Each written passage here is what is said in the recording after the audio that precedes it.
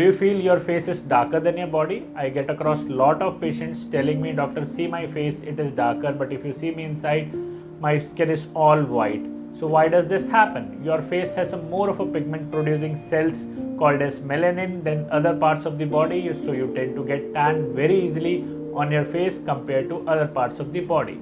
So now what you can do to protect that? So first, make it a point, अगर आप 10 से 2 बजे वाली धूप में बाहर ना जाएं तो बहुत अच्छी बात है, until and unless necessary.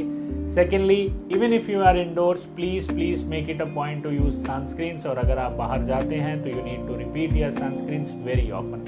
Thirdly, you can use an antioxidant serums like vitamin C in the morning and night that can protect you from tan. Fourthly, take more of a vitamin C rich diet, खासकर आपका नींबू, संतरा, मौसमी, आंवला, they have an antioxidant potential, they prevent you from getting tan. उसके अलावा physical protection, if you can use umbrellas, if you can use scarves, if you can use bandanas, if you can use caps while you are outdoors, should help you in protecting the tan from the skin, especially on the face.